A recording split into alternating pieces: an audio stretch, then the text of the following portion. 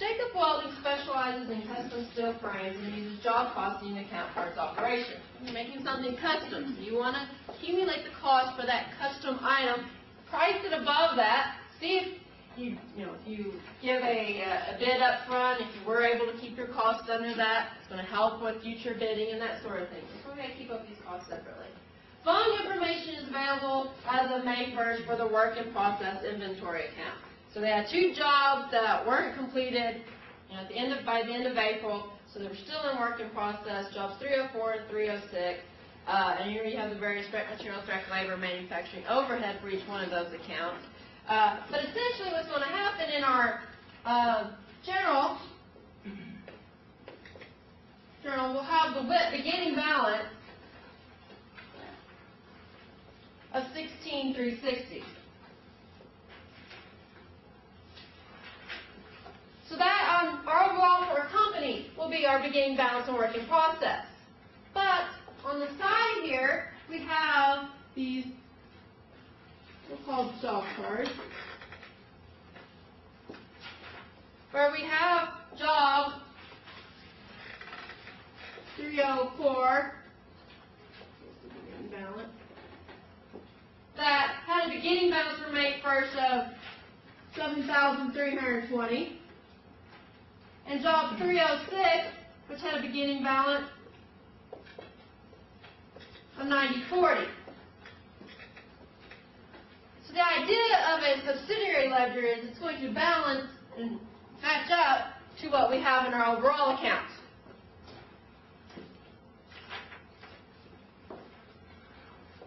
So this is the beginning of May. And so what we're going to figure out the cost that went in to making into production during the month of May. So we have some additional information. They paid an hourly rate of $15 for direct labor.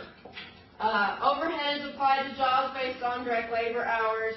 We estimated at the beginning of the month to be 4,515, with estimated direct labor hours to be 215.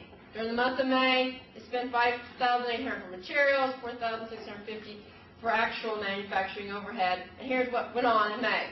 They also had, in addition to jobs 304 and 306 they were working on, they had 307 and 308 that they added in May. So what do we need to do? Okay, it's May 1st. We have our beginning balance. We know jobs 304 and 306 have a beginning balance.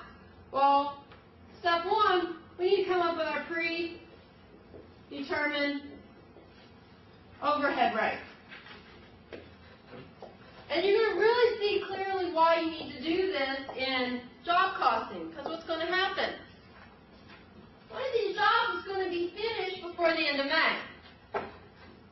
And whoever you're doing this steel frame for, they're going to want to buy it and take ownership of it. Well, you're going to need to know your cost, especially if you're doing some sort of cost plus pricing strategy.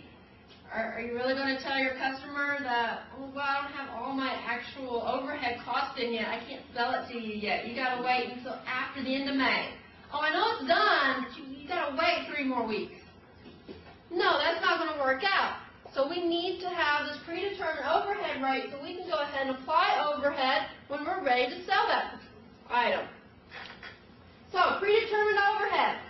Going back to chapter 3, we have an estimated overhead of 4,515. We're told that they allocate overhead based on direct labor hours.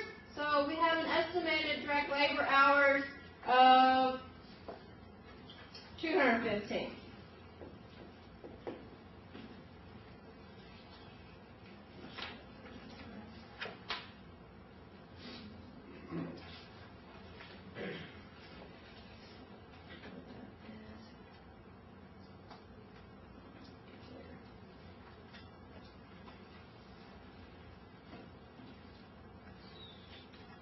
So we take the 4,515 divided by the 215, and we get a predetermined overhead rate of $21 per direct labor hour.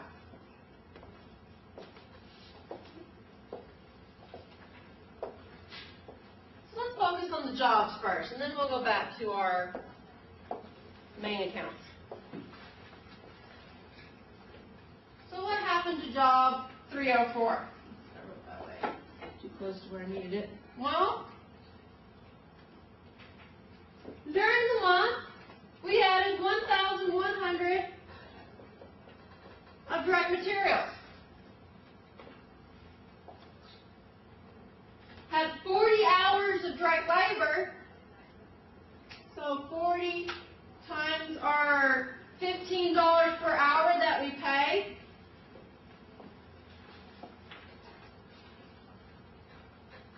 Means we'll have $600 of direct labor that went into job 304 during this month. An overhead that we're going to apply to 304, well again, 40 hours of actual direct labor went into it. We have a predetermined rate of $21 per direct labor hour.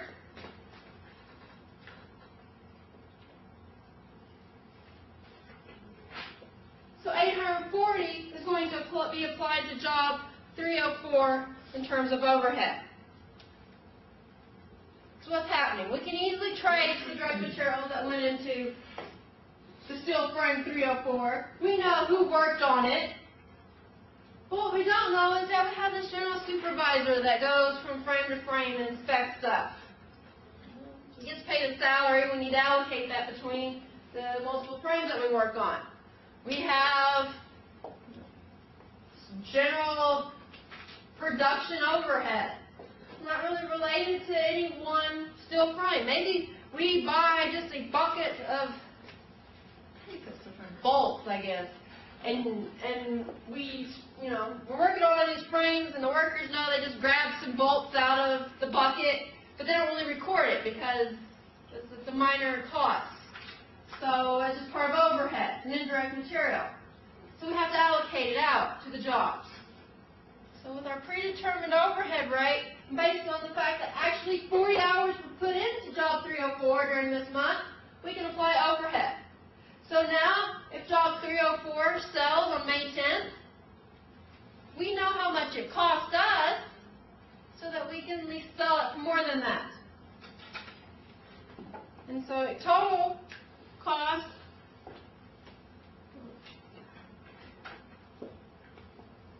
$98.60.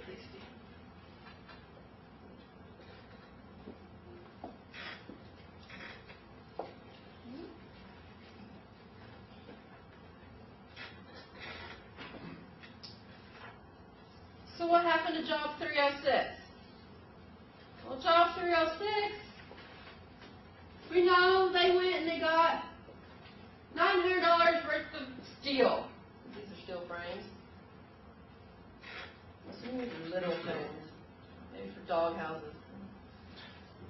I think steel's more expensive than that.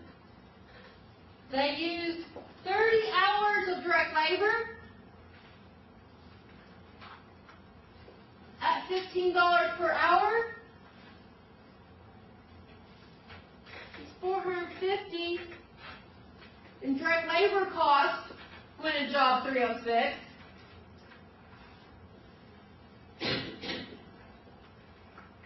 $30 applying $21 per hour means we'll allocate $630 of overhead to job 306.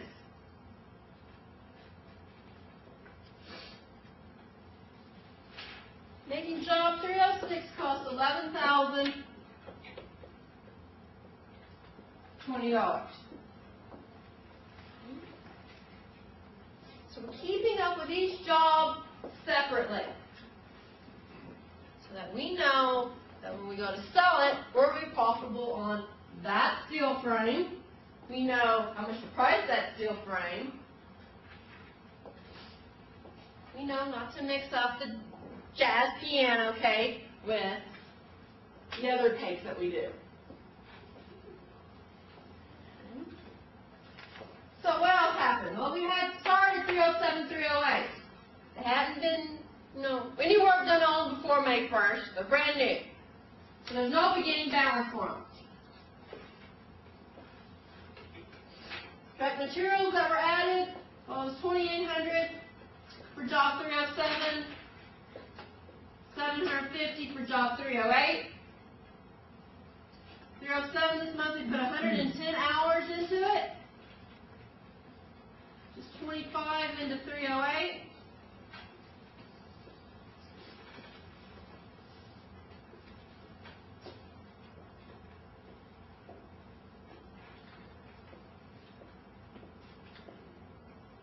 Again, keeping our predetermined overhead rate of 21. We'll allocate 2,310 to job 307, and we'll allocate 525 to 308.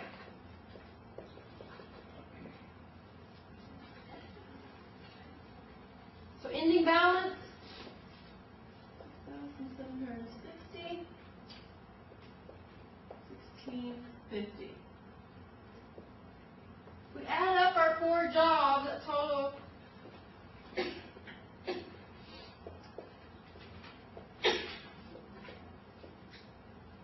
$29,290. Okay. Well, that's keeping up with on individual jobs. What's going on for our company, the big picture?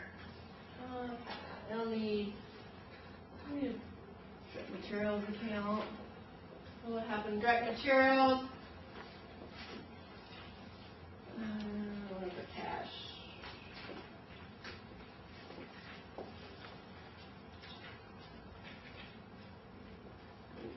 Cash account here. Just use it. So we bought. So for all the work we're planning on doing, we went out and we bought 5,800 in materials. Don't know what the beginning balance was in materials. Let's say we didn't have anything. So we bought some direct materials.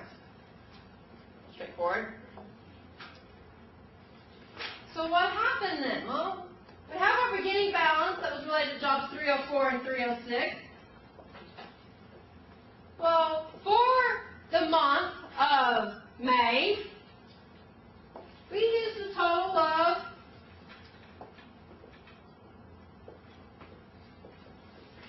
$5,550 raw materials. So what's happening in our overall books? Well, that comes out of our direct materials account, because we're taking them out of raw material storage. It goes into work in process.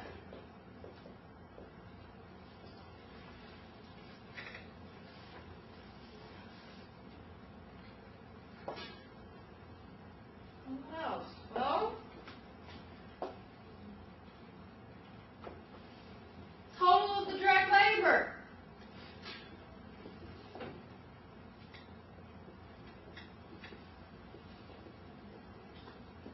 We spent $3,075 in the month of May on direct labor. We spent cash on that. That's added to work in process.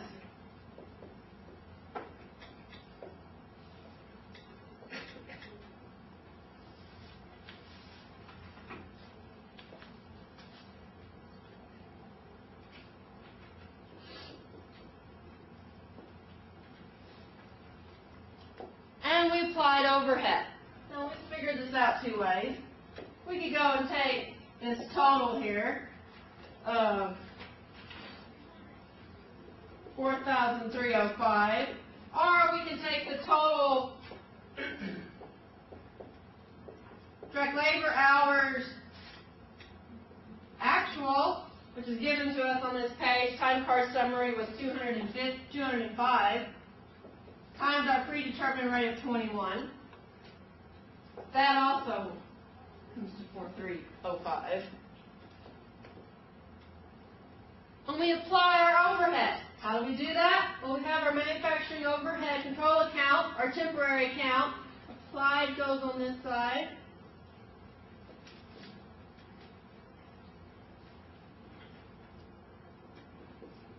And we put it into work in process.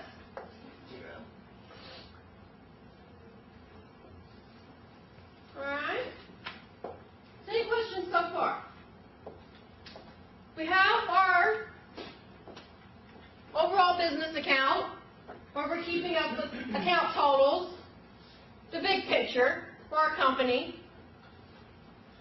As well, in job order costing, these are unique. We got to keep the costs separate from each other. You can't commingle the direct materials that go into 307 with what goes into 304. The customer's buying 304 doesn't want to pay for any work that was done on 307. So we have to keep up with this information separately. Now, so far, everything is going to match back up to our overall count. So what else happened during this year? Well, we got some stuff on overhead, but we'll deal with that in a second. Jobs 304, 306, and 307 are completed.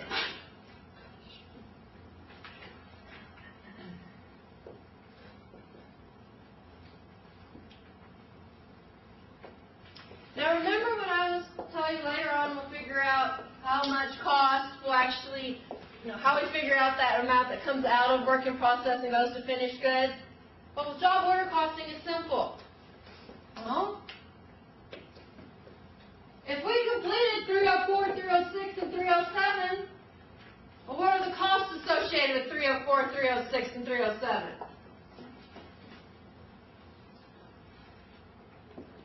We go to our subsidiary ledger and we see that.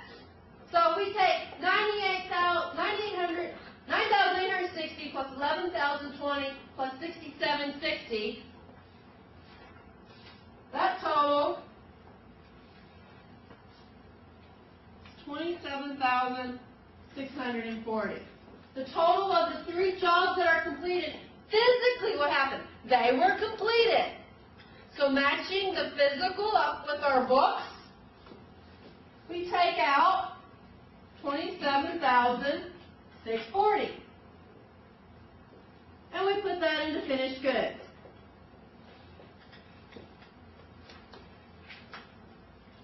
First place to see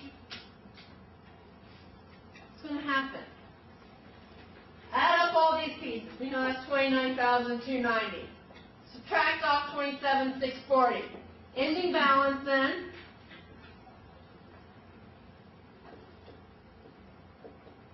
$1,650. What's left in work in process? Job 308. What's our ending balance on job 308? $1,650. So our subsidiary accounts reconcile to our overall account. Now also, there's 2 ways of coming up with the answer of, well, what's the ending balance in work in process? Big account picture to get there? Or you figure out, it says, well, 304, 306, and 307 are completed. That means 308 isn't. Well, what's the ending balance of 308? That's work in process balance. So now you have these 2 ways in job costing to get that answer.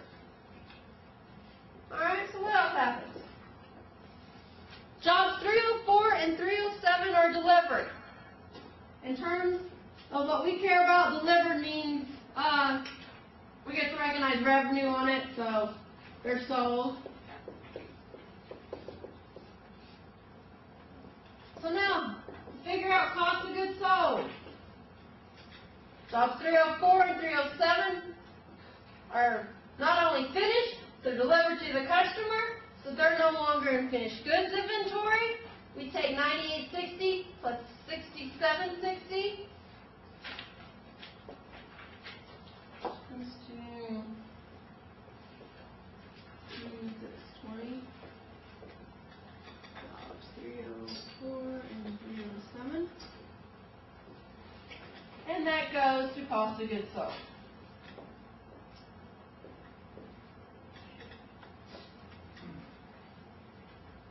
Ending balance in finished goods, 27,640 less the 16,620.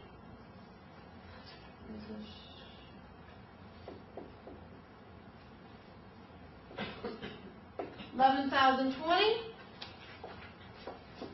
which is the job that is finished but unsold. Again, 2 ways of getting the balance of finished goods. 306 is the only one that's not sold but finished. That's our balance of finished goods. quick way to figure out cost of goods sold. It tells you since 304 and 307 were sold. Figure out the cost of 304 and 307. There's your cost of goods sold amount. So job order costing, we're going to find the simpler of the two ways. When we process costing, it's a little bit more complex. Because you usually have fewer items here. Got whole 4 jobs. We're keeping up with those costs out of that job. So at any point in time, knowing the status of these jobs, we can figure out the balance in our accounts. Now let's assume we got to do, we close out May like it's in a year. Well, we still have one thing to do on these accounts. This is temporary. So let's close it. Well, we're told that actual overhead was $4,650. Actual. So we pay cash for that. So $4,650 doesn't equal $4,305. Actually, we have a difference of $345. That's bigger than this one, so we need to put it here, which means we